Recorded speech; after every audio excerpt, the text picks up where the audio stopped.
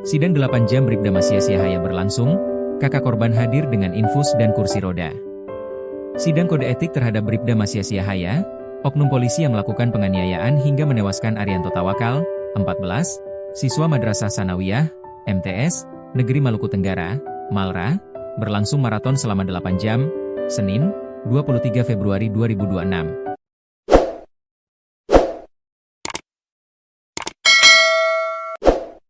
Persidangan digelar di ruang sidang disiplin Kep Bid Propam Polda Maluku, Jalan Sultan Hasanuddin, sejak pukul 14.00 dengan agenda pembacaan persangkaan.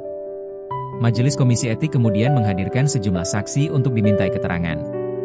Namun perhatian sidang tertuju pada satu sosok, NK, 15, kakak kandung korban, yang datang dalam kondisi fisik belum pulih. NK mengalami patah lengan kanan setelah terjatuh dari sepeda motor saat insiden tragis itu terjadi.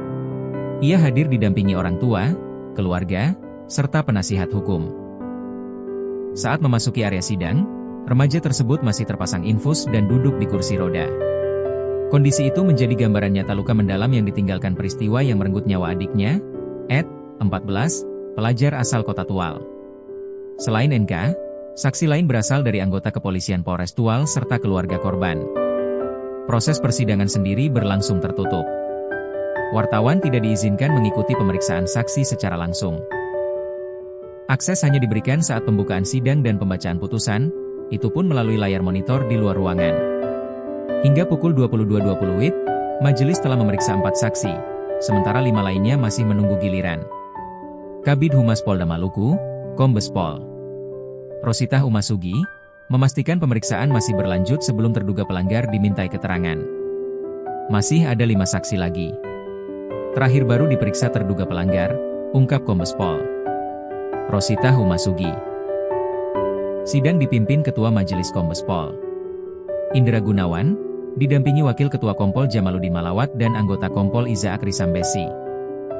Polda Maluku menargetkan hasil akhir sidang etik terhadap Bribda Masya Siahaya dapat diumumkan pada malam hari setelah seluruh rangkaian pemeriksaan rampung. Berstatus tersangka, langsung jalani proses etik.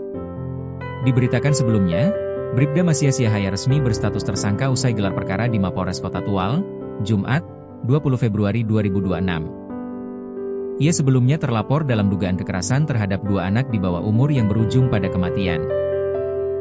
Setelah ditetapkan sebagai tersangka, ia langsung diterbangkan ke Ambon dan tiba pada Sabtu, 21 Februari 2026, pagi untuk menjalani pemeriksaan lanjutan di Bid Propam. Kabid Humas Polda Maluku, Kombes Pol Rositah Umasugi, menyatakan bahwa pemeriksaan kode etik dilakukan sebagai bentuk komitmen Polri dalam menegakkan disiplin dan etika anggota.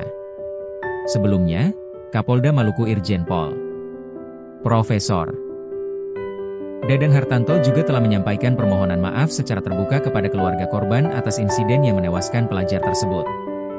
Kronologi singkat kejadian. Peristiwa tragis itu terjadi pada Kamis, 19 Februari 2026, di ruas jalan sekitar RSUD Maren, Kota Tual. Kedua korban, yang masih mengenakan seragam sekolah, melintas menggunakan sepeda motor. Mereka diduga dihentikan oleh terduga pelaku dan dipukul menggunakan helm hingga terjatuh dari sepeda motor. Korban Ed, 14,